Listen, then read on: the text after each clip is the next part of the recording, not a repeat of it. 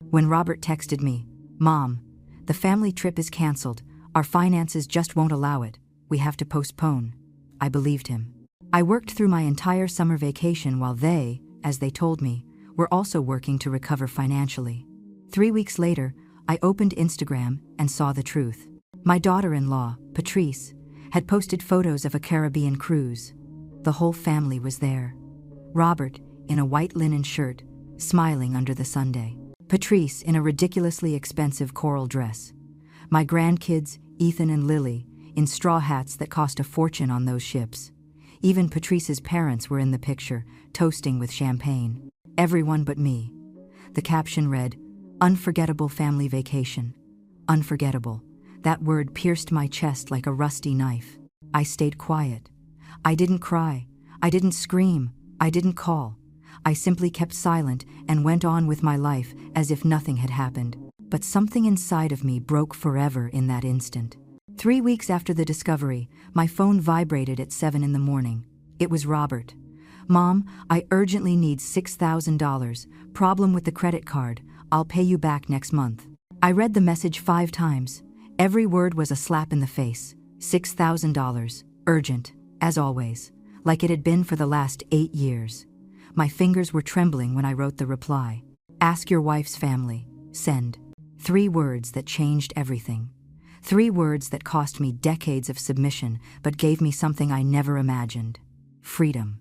Robert tried to call 17 times that day. I didn't answer any of them. Patrice sent me a long text full of confusing explanations about misunderstandings and surprises. I deleted it without reading it completely. That same afternoon, I went to the bank and closed the joint account we had shared for years. I canceled the extra cards they had in their names. I blocked the automatic transfers, and for the first time in almost a decade, I breathed without feeling like someone had their hand on my throat. But to understand why those 3 words were so powerful, I need to go back to the beginning. I need to tell you how a 73-year-old woman who worked her whole life ended up being her own family's ATM. How a mother's love became a gilded trap I didn't know how to escape. It all started 8 years ago, when my husband passed away and left me alone with a paid-off house, some savings, and a decent pension. I was devastated, but Robert seemed even more affected. He was my only son, my reason for living, and seeing him suffer broke my heart. One afternoon, 2 months after the funeral, he came to visit me with Patrice. They sat on this same sofa where I'm remembering everything now, and Robert took my hand with that tenderness he always knew how to use so well. "Mom, I need to ask you for something," he said in a soft voice. "Patrice and I want to throw a special Sweet 16 party for Lily. You know how she is, so sensitive, so delicate. But with your dad's funeral expenses and the economic situation, we just can't. I know it's a lot to ask, but could you lend us $10,000? We'll pay you back in 6 months, I promise." I looked at Patrice. She nodded with a perfect smile, one of those you practice in the mirror. "It's just a temporary loan, Alice. We want Lily to have a beautiful memory of this milestone. You understand, right?" Of course I understood. I was the grandmother. I was the one who was supposed to understand. I was the one who had just lost her husband and needed to feel useful, needed to feel like I still mattered to someone. So I said yes. I transferred the $10,000 the next day. Lily had her party in an elegant ballroom with colored lights and a chocolate fountain. I was there, sitting at a back table, watching my granddaughter dance happily. They never paid me back the money. They never mentioned it again, and I never asked. 6 months later came the next request. "Mom, we need to remodel the kitchen. The plumbing is old, and there's a moisture problem. $8,000. Then it was Patrice's car because hers was giving out. $12,000. After that, private college for Ethan because the state school wasn't up to par. $15,000 per year. Every time there was a reason, every time it was urgent, every time it was temporary, and every time I opened my account and transferred the money without asking too many questions. Because that's what mothers do, right? Sacrifice. Give without expecting anything in return. Be the invisible support holding everything up from the shadows. But what I didn't understand then, what took me years and $60,000 to grasp, is that there's a huge difference between helping and being used, between love and manipulation, between family and convenience. The first few years after my husband's death were confusing. I was lost in an ocean of loneliness, clinging to any piece of driftwood that would keep me afloat, and Robert knew it. He knew every one of my weaknesses, every vulnerable corner of my widowed mother's heart. He would come to visit on Sundays with Patrice and the kids, always with that long hug that made me feel like I still had a family, that I still mattered. "Mom, you look tired," he would say, while Patrice prepared coffee in my kitchen as if she owned the place. "You should rest more. We're here for whatever you need." And I felt lucky. How foolish, how blind, how desperately alone I must have been not to see that those visits always ended with a request wrapped up like a gift. Robert had a special talent for making his needs sound like family emergencies. He never said, "I want." He always said, "We need." It was never for him. It was always for the kids, for the future, to maintain stability in the home. "Mom, Ethan needs a math tutor if we want him to get into a good college." "Mom, Lily urgently needs braces. The orthodontist says if we don't do it now, it'll be worse later." "Mom, we need to replace the roof on the house. There are leaks, and it could be dangerous." Every argument was solid. Every reason seemed legitimate. And I, who had worked 53 years cleaning other people's houses, taking care of the elderly, washing laundry for families who had saved every dime with the discipline of someone who knows hunger, opened my wallet again and again. Patrice was more subtle but equally effective. She never asked directly. Instead, she would drop poisonous comments disguised as concern. "Oh, Alice, it's too bad you can't come to Ethan's birthday party at the club, but I understand those places are a little too formal for you. Oh, it's a shame Lily can't go on the class trip to Europe with her friends. But oh well, not all kids have the same opportunities." And I, feeling guilty for having money while my grandkids supposedly lacked something, ended up offering help that they never asked for directly, but that they clearly expected. $3,000 for the trip, $2,000 for the club membership, $1,500 for Lily's green graduation dress. Small financial hemorrhages that, added up, formed a river of money flowing in only one direction. There were signs I ignored, small alarm bells that I shut off, because recognizing them would have meant admitting something too painful. Like that time I drove past their house and saw a new car in the driveway, a shiny, current year model with those chrome rims that reflect the Sunday. When I asked Robert, he said it was borrowed from a friend. 2 months later, I saw Patrice driving it. Or when Lily posted photos of a weekend at a beach resort, and I mentally calculated that the trip must have cost at least $4,000 just a month after Robert told me they were having cash flow problems. But I kept quiet. I swallowed my doubts. I convinced myself that I was misinterpreting things, that I was just a suspicious old lady, that if I questioned too much, I would lose the only family bond I had left. The truth is, I was afraid. Afraid of being completely alone. Afraid that if I stopped giving, they would stop coming. Afraid of being a forgotten old woman in an empty house, waiting for calls that would never come. So, I kept being the generous mom, the present grandma, the one who always had an envelope of cash when they needed it. I settled for the crumbs of attention they gave me, a 10-minute phone call every week, a monthly visit that lasted less than an hour, photos of my grandkids that I saw on social media because they never sent them to me directly.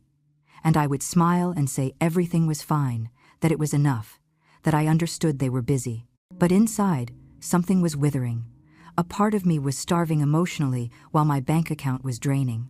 The breaking point began to form 6 months before the cruise, although I didn't know it at the time.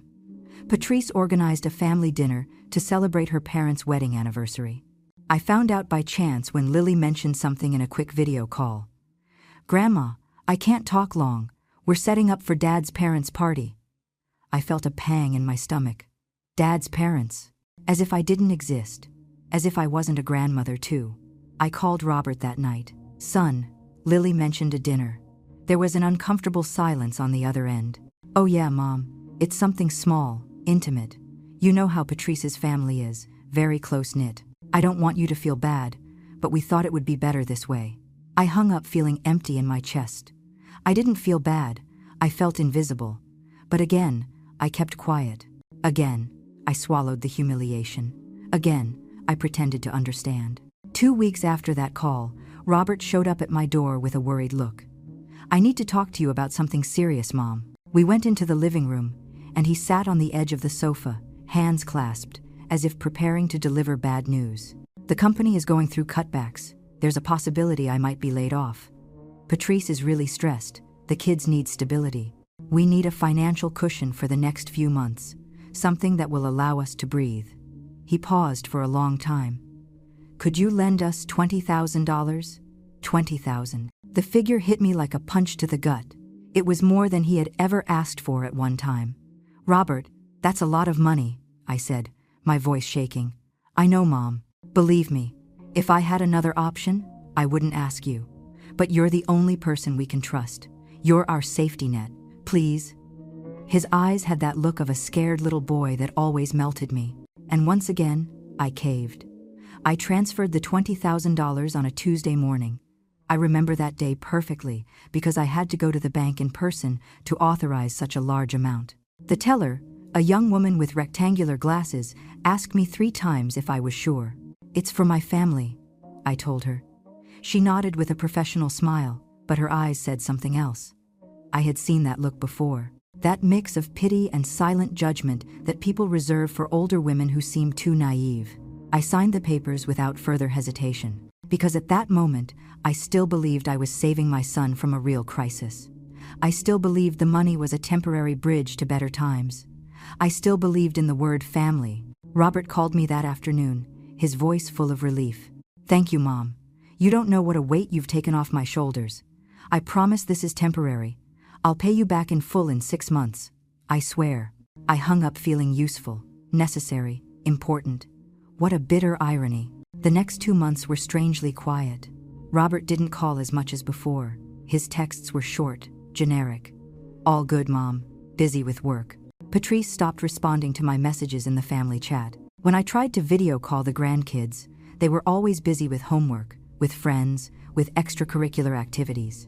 I started to feel that horrible sensation of being a bother, of interrupting lives that were functioning perfectly fine without me. One afternoon, I called Robert directly. I needed to hear his voice. I needed confirmation that I still existed to him. Mom, I can't talk right now. I'm in an important meeting. I'll call you back, he said, rushed. He never called. That night, I sat in the kitchen with a cup of tea that grew cold, while I stared at the phone in silence, waiting for something I knew wouldn't come. It was Arlene, my next-door neighbor, who made me start questioning things. She was 68. She was a widow like me, but there was something different about her. A kind of quiet dignity, a self-peace that I didn't have. One afternoon, she invited me over for coffee.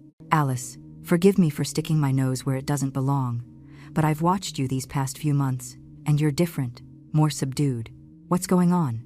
And right there, without planning it, unable to hold back anymore, I told her everything. The loans that were never repaid, the broken promises, the feeling of buying crumbs of attention with $100 bills. Arlene listened without interrupting, her brown eyes fixed on mine. When I finished talking, she sighed deeply. Alice, you're not a mother, you're a bank. And banks charge interest, not just financial, but emotional.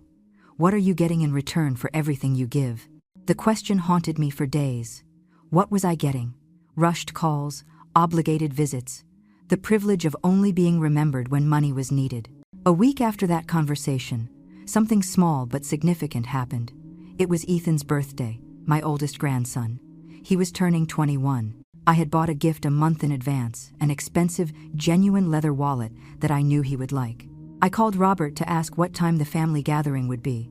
There was an uncomfortable silence. Mom, Ethan wants something small this year, just with his friends. You know how young people are these days. But I'll take him your gift, don't worry. I hung up feeling something new. It wasn't sadness, it was rage. Rage because they weren't even inviting me to the periphery of their lives. Rage because Ethan had had 21 birthdays, and I had been present at every single one, had paid for several of them, and now I didn't even merit an hour of their time.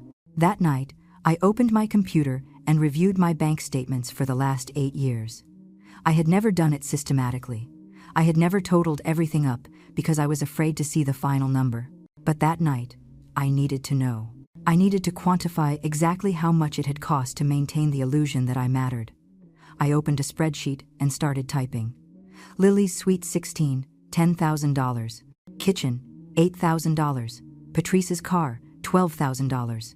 Ethan's college, $15,000 for 3 years, $45,000. Roof, $7,000. Class trip, $3,000. Club membership, $2,000.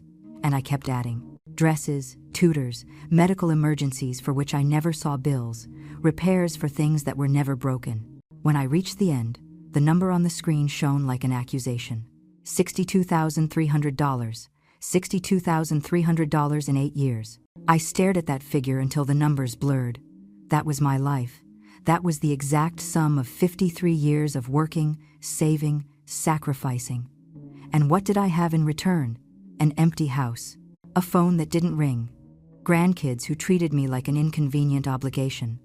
A son who saw me as a solution to his financial problems, not as a person. I closed the computer, and something inside me hardened. It was as if a steel door had slammed shut in my chest. I didn't cry. I didn't scream. I just felt a strange coldness, an icy clarity I had never experienced. For the first time in 8 years, I started to wonder if a mother's love had to be synonymous with self-destruction, if giving without limits was a virtue or simply cowardice disguised as sacrifice. A week later, the message about the family trip arrived. Robert called me on a Saturday afternoon, his voice casual, relaxed. "Mom, I have to tell you something. We had planned a family cruise for this summer, but we're going to have to cancel it. The economic situation isn't allowing for those luxuries right now. We're going to postpone it until next year when things get better." I felt something strange in my stomach, like a silent alarm. "But what cruise, son? You never mentioned it." "Oh well, it was an idea Patrice and I had. We wanted to surprise you, but it's better to be realistic, right? There's no point in going into debt now. We'll just have a quiet vacation at home." I nodded, even though he couldn't see me. "All right, son. I understand." We hung up, and I kept looking at the phone with a strange feeling. Something in his tone didn't add up. Something about the story sounded rehearsed. But I decided to believe him.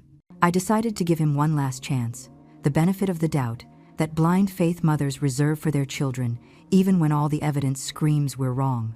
Summer vacation arrived, and I stayed home. I cleaned closets that didn't need cleaning. I reorganized old photos. I cooked elaborate meals for one person and stored the leftovers in the refrigerator until they spoiled. One afternoon, Arlene invited me to go with her to a book club for older women. "No, thanks," I told her. "I'm not in the mood." She looked at me with that brutal frankness that only good friends allow themselves. "Alice, you're waiting for your phone to ring. You're living life on pause. That's not life, that's just existing."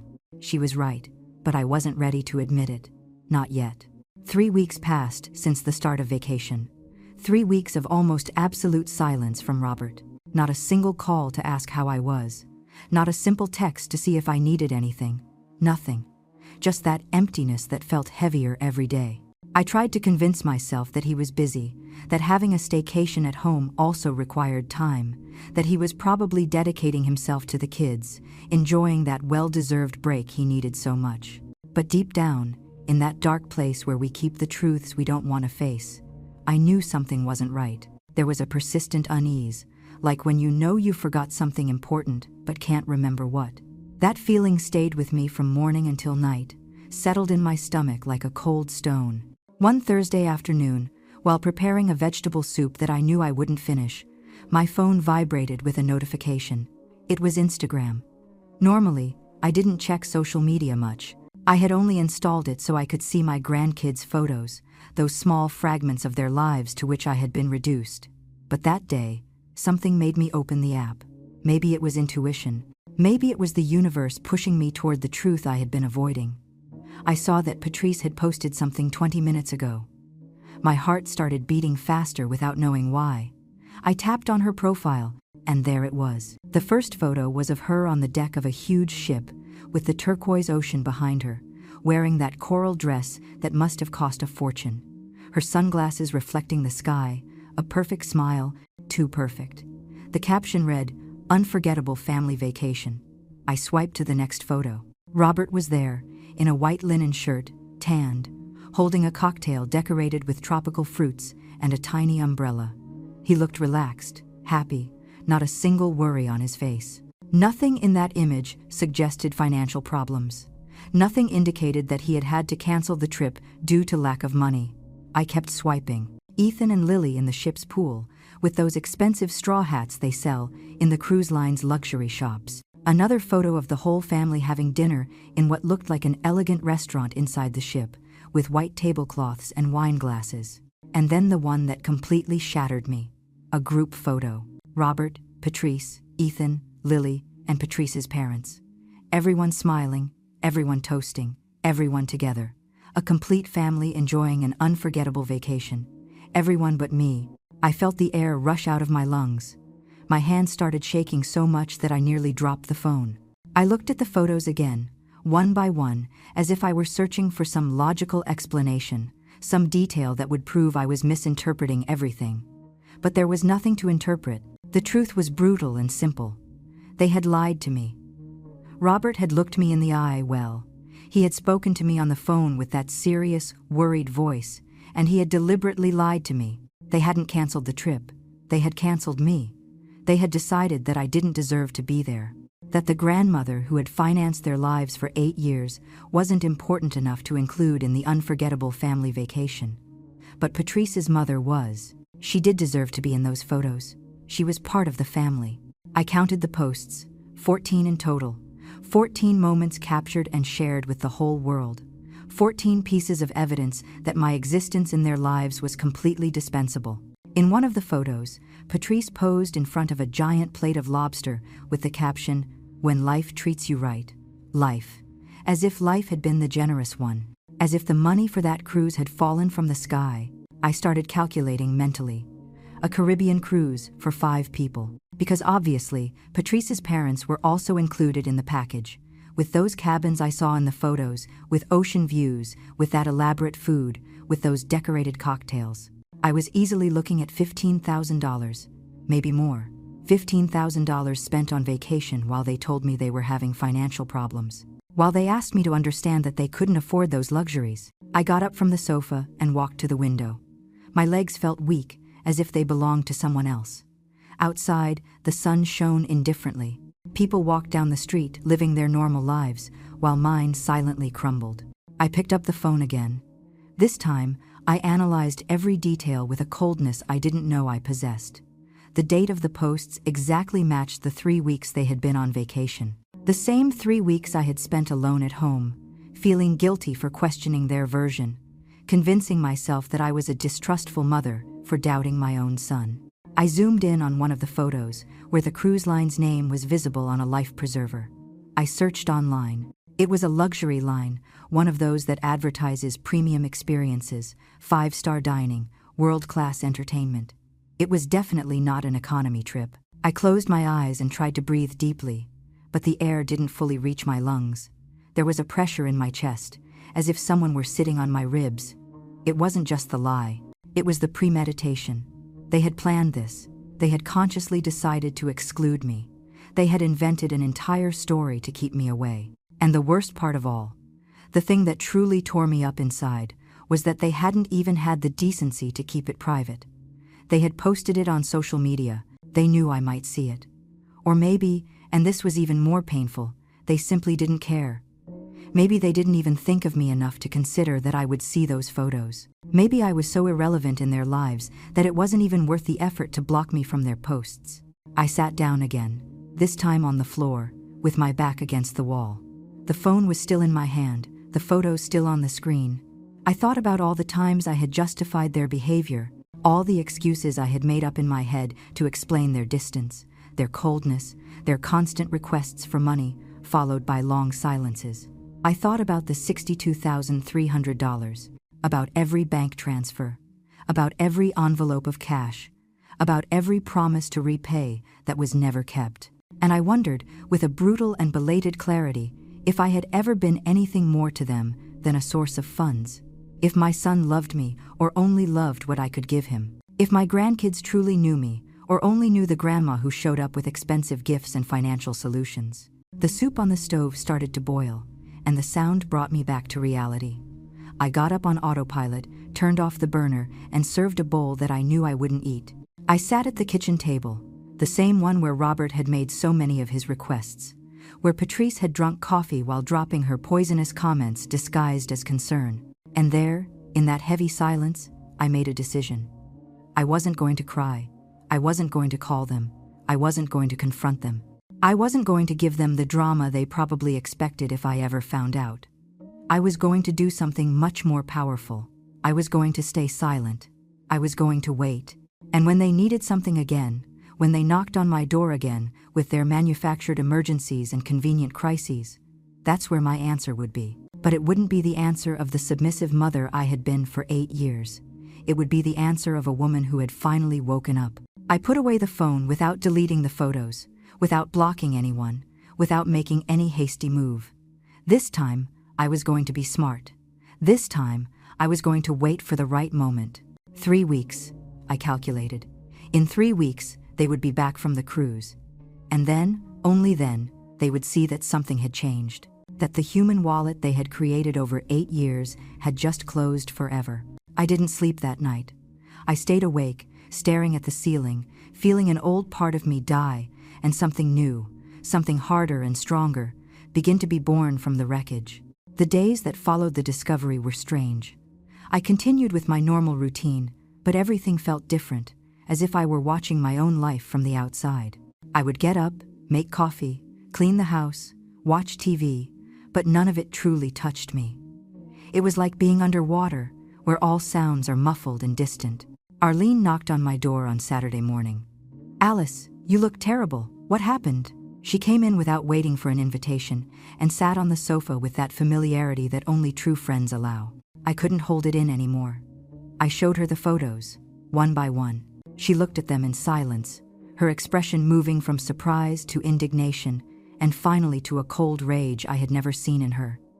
"That son of a gun," she said plainly. "Excuse my language, Alice, but this is unforgivable. This isn't carelessness. This is calculated cruelty."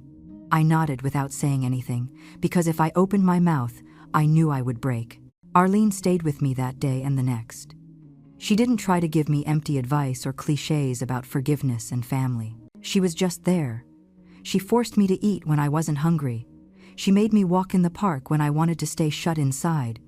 And most importantly, she validated my pain without trying to minimize it. One afternoon, while we were drinking tea in her apartment, she said something that stuck in my memory. "Alice, you don't owe them anything. You don't owe them more chances. You don't owe them more understanding. You don't owe them more sacrifices. You've given enough. You've given too much. Now it's time to give yourself what they never gave you: respect." Those words were like a permission slip I didn't know I needed. Permission to be angry, permission to cut them off, permission to choose myself for the first time in 8 years. Exactly 21 days passed since I saw the photos. 21 days of absolute silence from Robert.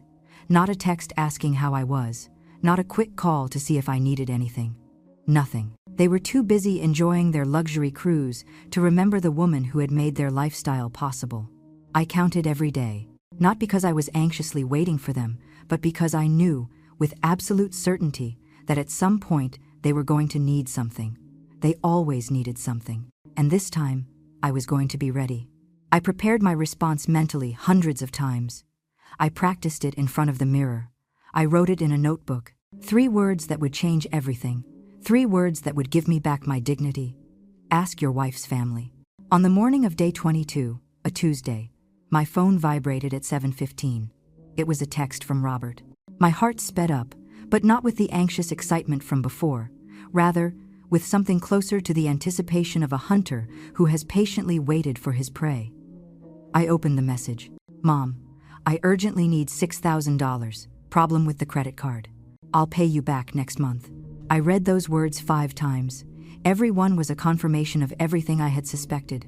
Not a "hello," not a "how are you," not a single question about my well-being after 3 weeks of silence. Only the direct, crude request, without any attempt to disguise it. $6,000. Urgent, as always. As if the last 8 years had taught them nothing except that Mom always says yes, that Mom always opens her wallet, that Mom always understands. But this Mom had died 3 weeks ago in front of cruise photos. This was a new woman. A woman who had seen the truth and could no longer close her eyes. My fingers trembled as I started writing the reply, not from fear or doubt, but from an emotion I took a moment to recognize because I had never felt it directed toward my son. It was power. It was control. It was the cold satisfaction of finally setting a boundary after years of being an open door. I wrote, "Ask your wife's family." I didn't add anything else. No explanations, no accusations, no emojis to soften the blow. Just those 5 words. Send. The blue checkmark appeared, indicating the message had been delivered. And then, almost immediately, the 2 blue checkmarks. Read. I imagined his face, the initial confusion, then the discomfort. Finally, the panic when he understood that something fundamental had changed. I didn't have to wait long. 30 seconds later, my phone started ringing, Robert calling. I didn't answer. He called again, and again, and again. I counted 17 calls in the next 3 hours. 17 desperate attempts to regain control of the situation, to put me back in my place as the obedient mother and dispenser of solutions. But I didn't answer any of them. Every rejected call was an act of personal revolution. Every ignored ring was a declaration of independence. I was shaking, I won't lie. Years of conditioning screamed at me to answer, to listen to his side, to give him the benefit of the doubt. But there was another voice, newer but stronger, that reminded me of the cruise photos. That reminded me of the $62,000. That reminded me that I, too, deserved respect. At 2 p.m, a text from Patrice arrived. It was long, full of exclamation points and capital letters. "Alice, I don't understand what's going on. Robert is very worried. There must be a misunderstanding. Can we please talk like adults? The children are confused. You can't do this to your own family." I read the message with a calmness that surprised even me. There it was, the classic manipulation, turning me into the villain, making my refusal sound like an attack on the family, as if I were the one who had broken something, as if setting a boundary after years of abuse was an unforgivable crime. I noted that not once did she mention the cruise, not one apology, not one acknowledgement of the lie, just indignation at my audacity to say no. I deleted the message without replying. That would drive her crazier than any words I could write. That same afternoon, with my hands still shaking, but with a determination that grew stronger by the minute, I went to the bank. I asked for the same teller with the rectangular glasses who had helped me when I transferred the $20,000. She recognized me immediately. "How can I help you today, ma'am?" "I need to close the joint account I have with my son," I said. My voice sounded firmer than I expected. "I also need to cancel all the additional cards in his name and block any authorization for automatic transfers." She blinked in surprise. "Are you sure? It's a big decision." "I'm completely sure," I replied. "I've never been more certain of anything in my life." I filled out the necessary forms, I signed where instructed, and with every signature, I felt myself reclaiming pieces of myself that I had given away, thinking I was buying love. The process took almost 2 hours. While the teller processed everything in the system, I sat in that uncomfortable plastic bank chair and felt something strange. Peace. It wasn't the quiet, warm peace of the movies. It was something more like the silence after a storm, when everything is broken, but the rain has finally stopped. The teller handed me the final documents. "The joint account is closed. The cards are canceled. They no longer have access to your funds, ma'am." "Thank you," I said. And then, without planning it, I added, "I should have done this years ago." She looked at me with a sad understanding. Better late than never. Sometimes love makes us blind. I left the bank feeling like I had left more than just a bank account behind.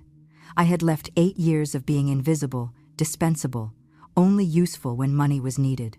When I got home, I had 32 unread messages. Robert, Patrice, even Ethan had texted, asking what was wrong with Grandma.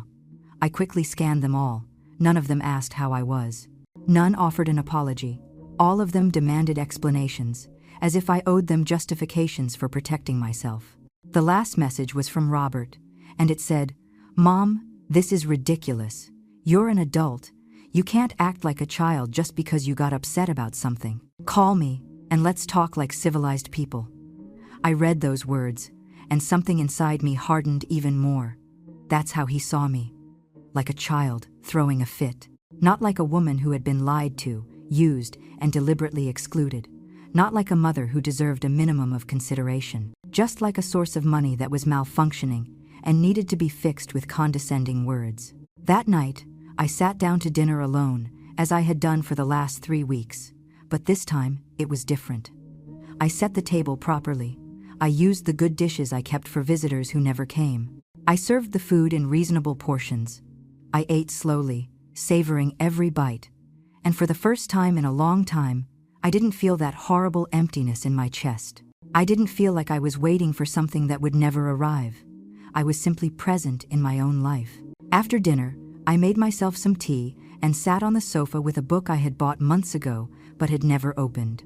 I read 3 chapters straight, without interruptions, without checking my phone every 5 minutes, hoping for messages that would make me feel less alone. The phone was there, vibrating occasionally with new messages that I systematically ignored. But it was no longer my master. It no longer dictated my peace. The following days were a strange mixture of liberation and pain. There was a part of me that felt incredibly light, as if I had been carrying a backpack full of stones for years and had finally dropped it. But there were also moments of panic, of that anxiety that comes when you break a pattern that, though destructive, was familiar. I would wake up in the middle of the night with my heart racing, wondering if I had done the right thing, if I was being too harsh, if a good mother would act this way. But then, I would remember the cruise photos. I would remember the lie. I would remember the $62,000, and the doubt would dissolve, replaced by something more solid: conviction.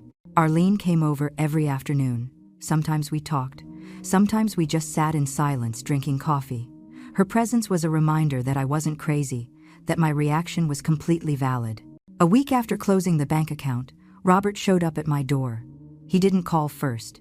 He didn't ask if it was a good time. He just showed up on a Saturday morning, ringing the doorbell insistently until I opened it. When I saw him standing there, still tanned from the Caribbean sun, wearing a shirt I didn't recognize and that he had probably bought at some expensive cruise shop, I felt something I never thought I would feel toward my son: coldness.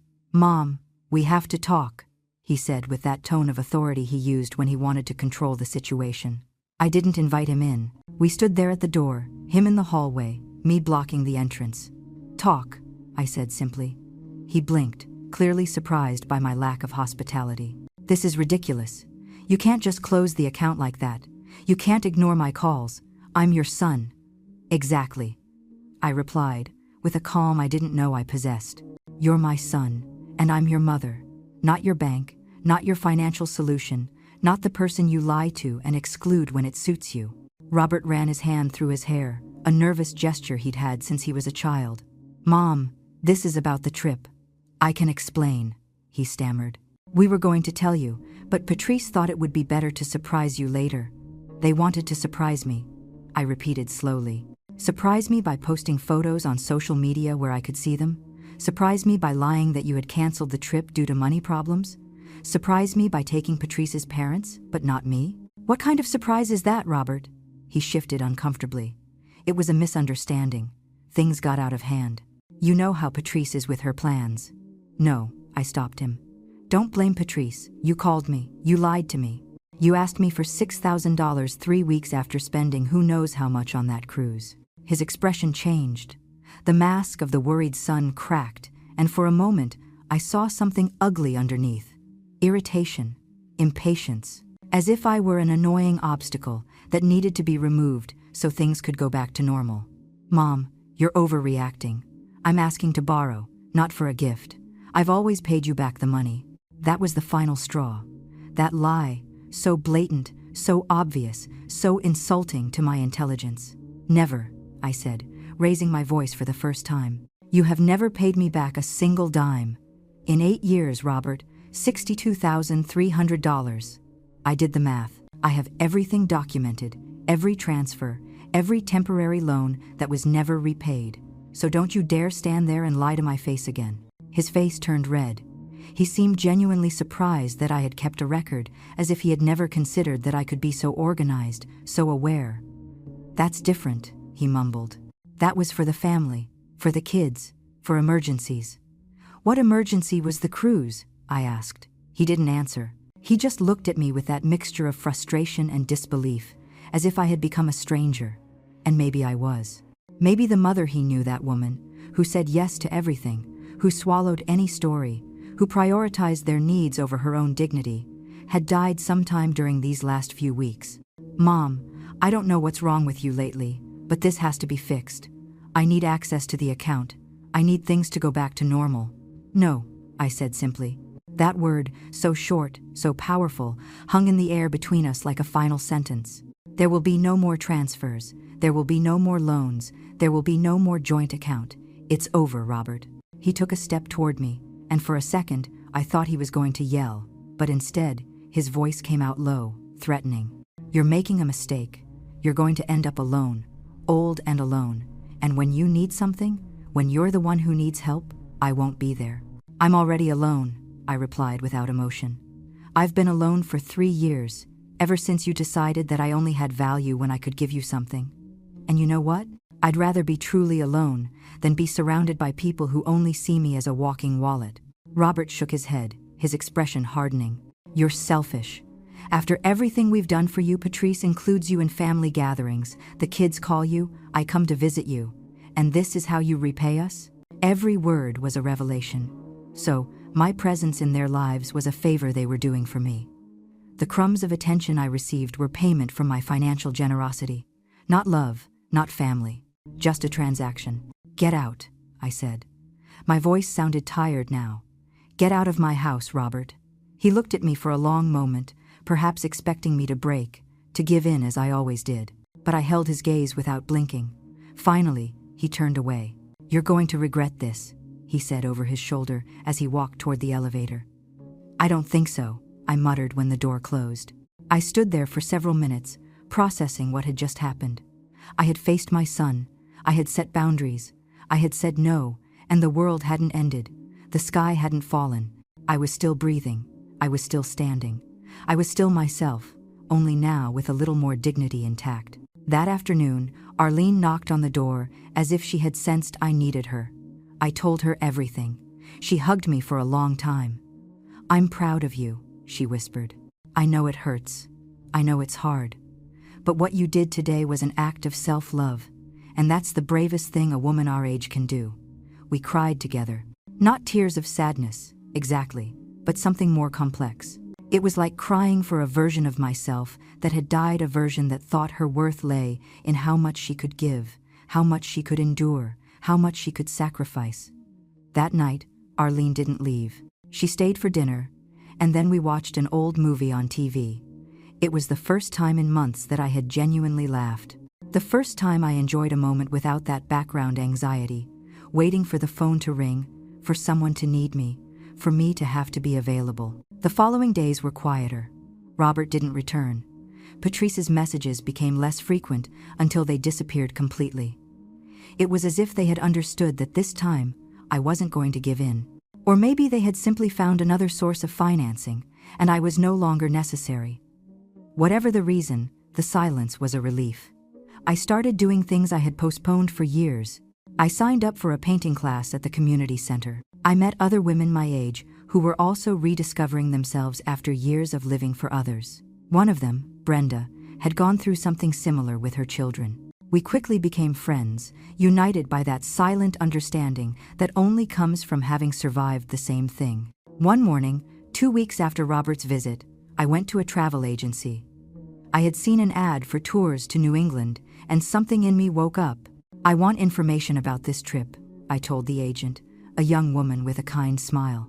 She showed me photos of Boston, New York City, Martha's Vineyard, places I had always wanted to see but had postponed, because there was always something more important to spend the money on. Always someone else who needed it more than I did. How much is it? I asked. She gave me the price. $4,500 for a 10-day all-inclusive tour. 6 months ago, that number would have seemed impossible to spend on myself. Too selfish, too frivolous. But now, after everything that had happened, after finally understanding that my life also had value, that number seemed perfectly reasonable. I'll take it, I said. The agent blinked, surprised by my quick decision. Are you sure? Do you want to think about it? I don't need to think about it, I replied. I've been thinking my whole life. It's time to act. Booking that trip was the first truly selfish act I had done in decades. And I say selfish without the negative weight that word had always carried for me. It was selfish in the pure sense, something just for me, that didn't benefit anyone else, that didn't solve anyone's problems except my need to live before it was too late. I left the travel agency with the documents in my hand and a strange feeling in my chest that took me a moment to identify. It was excitement. It was anticipation. It was the feeling of having something to look forward to that didn't involve anyone but myself. I called Arlene from the street. I did it, I told her as soon as she answered. I booked the trip to New England. She shrieked with happiness on the other end of the line. Alice, I'm so proud of you. When are you leaving? In 6 weeks. 10 days touring cities I'd only seen in postcards. We hung up, and I stood there on the sidewalk, smiling like a fool, feeling the sun on my face and thinking that maybe, just maybe, at 73, I was finally learning to live for me. The following weeks were a whirlwind of preparations. I bought a new suitcase because the one I had was old and full of memories of family trips I never really enjoyed. I went to a clothing store and tried on outfits I never would have dared to wear before. I bought a mustard-colored dress, cheerful, daring, completely different from the gray and beige tones I had worn for years not to draw attention. The saleswoman, a young girl with tattoos on her arms, told me, "That looks beautiful on you. You look radiant." And I looked in the mirror, and for the first time in a long time, I liked what I saw. I wasn't the invisible grandma. I wasn't the rejected mother. I was Alice, a 73-year-old woman who was choosing herself. I bought the dress and 2 more. I also bought comfortable walking shoes, a small camera to take pictures, and a notebook to write down my impressions of the trip. Arlene and Brenda helped me plan. We reviewed maps, researched restaurants, and made lists of places I couldn't miss. It was fun. It was light. It was everything my family gatherings never were. There was no hidden agenda. There were no requests disguised as conversation. Just 3 older women excited about planning an adventure. One afternoon, while we were having tea in my living room, Brenda asked me, "Have you heard anything from your son?" I shook my head. Nothing. Absolute silence. She nodded sympathetically. "It's better that way. Silence is sometimes the clearest answer. Are you afraid they'll show up while you're gone?" The question caught me by surprise. I thought about it honestly. "No," I finally answered. "I'm not afraid of anything they can do or say anymore. That power is over." 2 weeks before the trip, something unexpected happened. I received an email from an address I didn't recognize. The subject line read, "Regarding Robert and Patrice." I opened it with curiosity and a little caution. It was from Michael, Patrice's father. The message was formal but direct. "Dear Alice, I have recently learned about the situation between you and my daughter and her husband. Patrice finally told me about the cruise and the circumstances. I want you to know that I was not aware that they had lied to you about the trip being canceled. Had I known, I would not have accepted the invitation. What they did is unacceptable. You deserve an apology that I suspect you will never receive from them, so I offer you mine. I also want you to know that my wife and I will not accept anything from them again that comes indirectly from your generosity. We have had a serious conversation with Patrice about values and respect. I wish you the best." I read the email 3 times. I didn't expect that. I didn't expect anyone on that side of the family to have the decency to acknowledge what had happened. I replied briefly, "Dear Michael, I appreciate your message and your honesty. I hold no ill will toward you or your wife. I hope Patrice learns from this. Sincerely, Alice." It was strange. My daughter-in-law's father had more integrity than my own son. That irony was not lost on me, but it also gave me something akin to hope. Not hope that things with Robert would improve, but hope that there were still decent people in the world. People who recognized when something was wrong. People who apologized even when it wasn't directly their fault. That was more than my son had ever done. The day before my trip, while I was finishing packing, my phone rang. It was a number I didn't have saved but recognized immediately. Ethan, my oldest grandson. I hesitated before answering. "Hello," I finally said. "Grandma?" His voice sounded strange, nervous. "Can I talk to you?" "Of course," I replied, mentally preparing myself for some manipulative request. But what he said surprised me. "Grandma, I want to apologize. I know Mom and Dad lied to you about the cruise. I heard the arguments. I know they've been asking you for money for years, and I never said anything. I was an accomplice by my silence. I'm really sorry." I sat on the edge of the bed, processing his words. Ethan is 21, he's an adult, and he was taking responsibility for his part in all of this. That was more mature than anything his father had done. "Thank you for calling, Ethan," I said softly. "That means a lot to me." There was a long silence on the other end. "Grandma, there's something else you need to know. Dad and Mom are in serious financial trouble. They've always lived beyond their means. I think they were counting on your money as part of their budget. Now that you closed the account, they're panicking. They had to sell Mom's car. They're behind on payments for several things, and instead of accepting that they created this problem, they're blaming you." My heart hardened. So it was true. They weren't emergencies. They weren't temporary crises. It was a lifestyle they couldn't sustain without my money. "Ethan, I appreciate you telling me this, but you need to understand something. I'm not responsible for your parents' financial problems. They're adults. They made their choices. Now they have to live with the consequences." "I know," he said quickly. "I'm not calling to ask you to help them. I'm calling because I want you to know that I don't think like them. That I understand what they did to you was wrong. And if you ever want to have a relationship with me, independent of them, I'd like that." Those words touched me deeply. It was the closest thing to a victory I could hope for in this situation.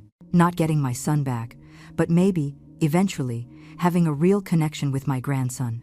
One based on mutual respect, not financial transactions. "I'd like that too, Ethan," I replied, my voice breaking. "Thank you for calling. Take good care of yourself." "You too, Grandma. And enjoy your trip," Lily told me. "You deserve it." We hung up, and I sat with the phone in my hand, crying silently. But this time, they weren't tears of pain. It was something closer to relief. To the validation of knowing I wasn't crazy, that my reaction had been justified. The next morning, Arlene and Brenda accompanied me to the airport. I carried my new suitcase, my mustard dress carefully packed, my camera, my notebook, and for the first time in 8 years, I carried something more important: hope.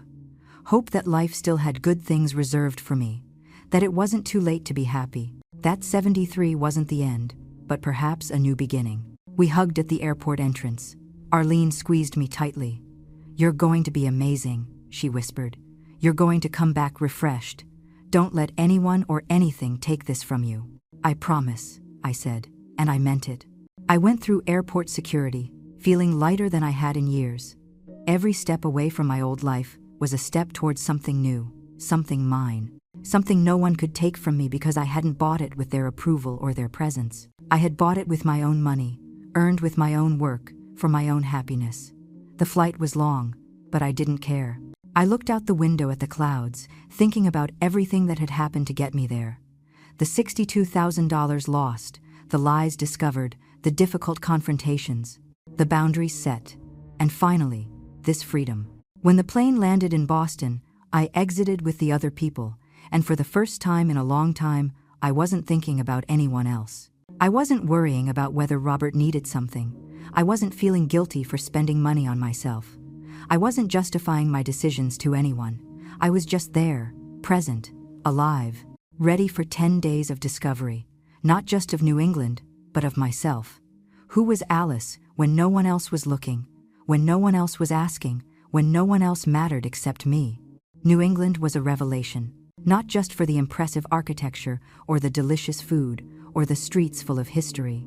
It was a revelation because I discovered that I could be happy alone, that I didn't need my family's validation to feel that my life had purpose, that at 73, I could still surprise myself. The first day in Boston, I walked until my feet hurt. I visited the Museum of Fine Arts and stood in front of a Copley painting for 20 minutes, just feeling. No one was rushing me. No one asked when we were going to eat. No one complained about being bored. It was just me and the art and the comfortable silence of being at peace with myself. I ate at a small restaurant where the waiter, an older gentleman with a gray mustache, treated me as if I were the most important customer in the world. He recommended a local wine. He told me stories about the neighborhood, and I genuinely laughed for the first time in months. In Martha's Vineyard, I sat on the beach and watched the Atlantic. The water was a color I had never seen in person. There were families playing in the sand, young couples holding hands, older people like me walking along the shore, and everyone seemed to be exactly where they should be. I took out my notebook and started writing, not a structured diary, just loose thoughts. I've lived 73 years, and only now do I understand that my happiness shouldn't depend on making others happy. Giving until I was empty wasn't love, it was self-destruction. That real family isn't the one who shares your blood, but the one who respects your heart. The words flowed effortlessly, as if I had been holding them in for years, and they had finally found a way out. An older woman sat down near me. She was a local, with completely white hair and deep wrinkles around her eyes. She asked me where I was from. I replied in my imperfect accent, "Texas." "Ah, a Texan," she smiled. "Traveling alone?" "Yes," I replied. And for the first time, that sentence didn't sound sad or lonely.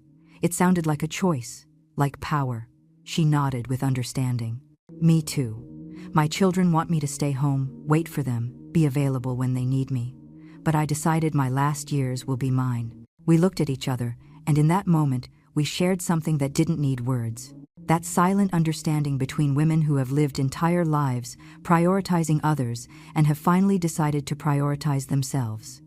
We talked for an hour. She told me about her life, her disappointments, her small rebellions. I told her my story. She listened without interrupting, and when I finished, she placed her wrinkled hand over mine. "You did the right thing," she said simply. "Forgiveness is important, but self-respect is sacred." We said goodbye with a hug, and I never saw her again, but her words stayed with me. In New York City, I visited St. Patrick's Cathedral and climbed to the top of the Rockefeller Center observation deck. The steps were steep, and my breathing was labored, but I didn't give up. When I reached the top, the view of the city took my breath away. Everything looked small from up there. My problems, my sorrows, my ungrateful son. Everything was tiny compared to the immensity of the world. I took out my camera and took photos. Not to show anyone, but to remember this moment. To have physical evidence that Alice was here. That she existed beyond being a mother, a grandmother, a wallet. A young couple asked me to take a picture of them. I did it gladly. Then they insisted on taking one of me. I hesitated. I wasn't used to being the center of attention, but I accepted. I stood in front of the overlook with the wind moving my gray hair and smiled. A real smile, not forced. When I saw the photo later, I barely recognized myself. There was something different in my eyes, something like freedom. Every city taught me something. In Philadelphia, while visiting Independence Hall, I understood that beauty takes time to build, that the most valuable things require patience and care, and that I had spent all my patience on people who didn't value it, forgetting to build something beautiful for myself. In Newport, Rhode Island, while eating a lobster roll by the ocean, I understood that nourishing my body and soul wasn't selfishness, it was survival, that I had spent years feeding others while I starved emotionally. In every place, I left something behind. Not physical things, but pieces of the old Alice, the one who was afraid, the one who felt guilty, the one who thought her worth resided in her usefulness. That woman stayed behind in every New England city, until only the new Alice remained, the one who knew her worth, the one who didn't ask permission to be happy. Throughout the trip, I kept my phone in airplane mode most of the time. I only turned it on once a day to send a quick text to Arlene telling her I was fine. I didn't check for texts from Robert. I didn't look for updates on social media.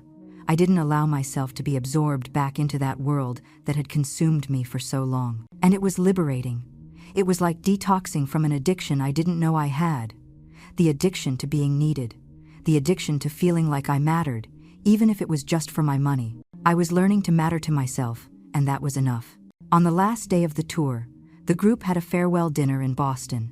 There were 15 of us from different states and ages. During dinner, the guide asked us to share what the trip had meant to each of us. When it was my turn, I hesitated. I wasn't good at speaking in front of groups, but something pushed me to be honest. This trip, I began, my voice trembling, wasn't just about seeing New England. It was about getting to know myself after years of being lost in the needs of others. I came here after cutting financial ties with my son, who was using me as a bank. I came here after deciding that my last years were mine, not for people who only value me for what I can give.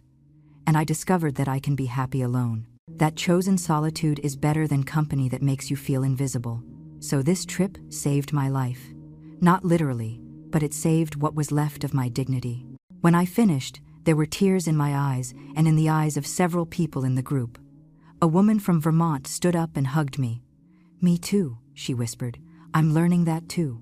We hugged like sisters in pain and in healing. That night, in my hotel room, I finally turned my phone on completely. I had 53 unread messages. Most were from unknown numbers. Some from Patrice, a few from Robert. I opened a random one from Patrice. It said, "Alice, Robert and I are having serious financial problems. We had to sell the car. The children are suffering because of your selfishness. I hope you're happy." I read the message without feeling anything, neither guilt nor rage, just indifference. It was fascinating how someone could take zero responsibility for their own decisions, how they could spend money they didn't have on a luxury cruise and then blame me for the consequences of their actions. I deleted the message. I checked a few more. All had the same tone: accusations, manipulation, attempts to make me feel guilty. But this time, it didn't work. That part of me that responded to manipulation had died. I deleted all the messages without answering any of them. There was a text from Ethan.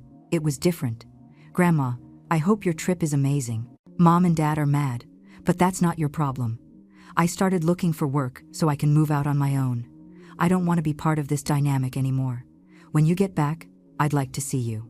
Without them, just you and me. Take care." That message did make me cry, but they were good tears. Tears of hope.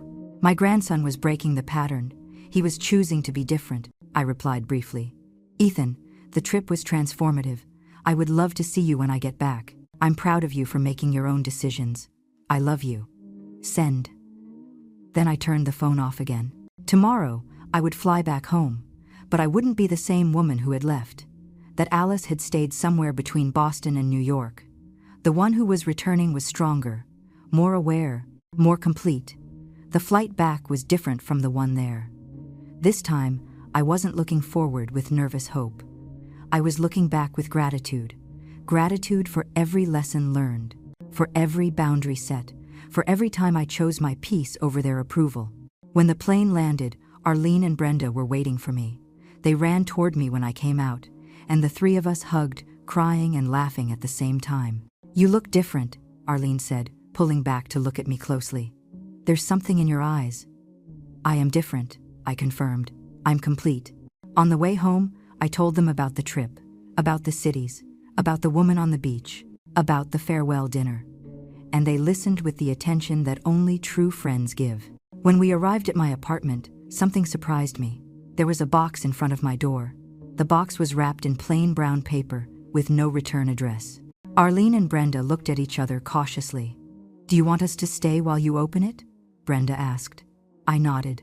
I didn't know what to expect, but their presence gave me security. We went into the apartment, and I set my suitcase aside. The box wasn't heavy.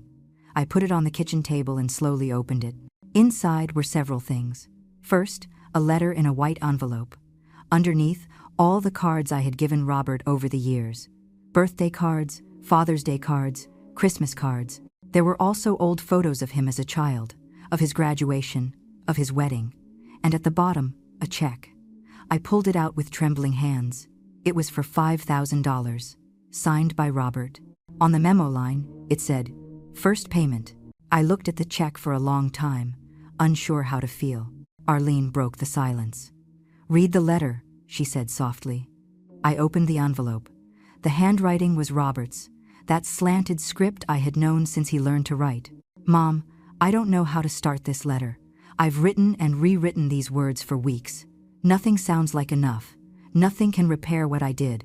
But I need to try. You're right about everything. I used you. I lied to you.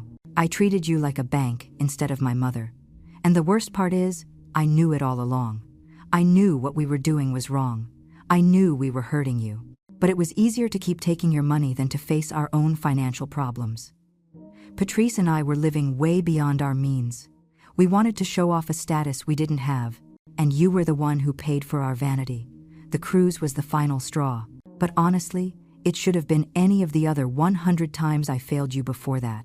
I continued reading, my heart racing. When you closed the bank account, I was angry. I blamed you.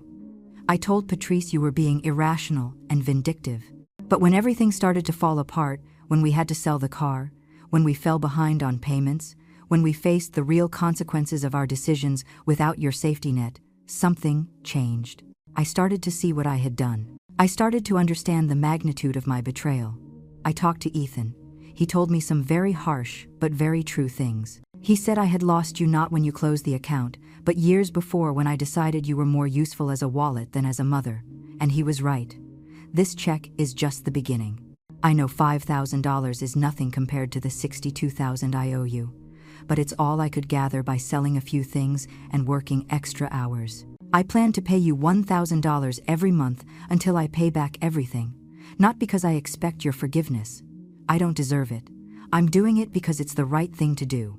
Tears streamed down my cheeks as I continued reading. I'm not asking you to call me.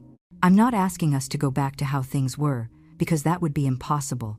And frankly, you deserve better than what we were before.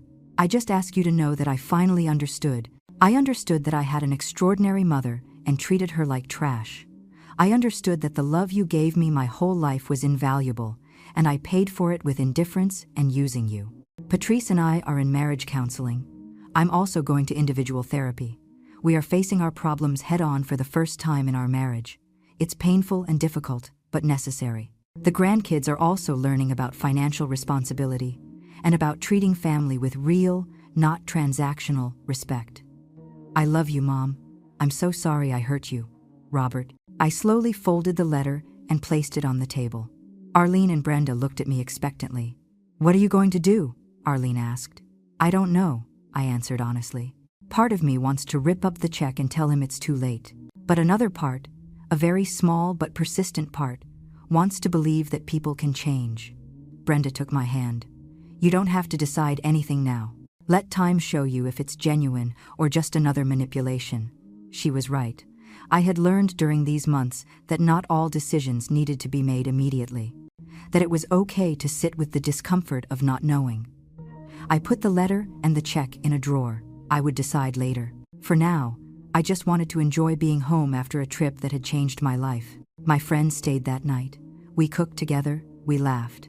I shared photos of the trip, and for the first time in years, my house felt full in the right way.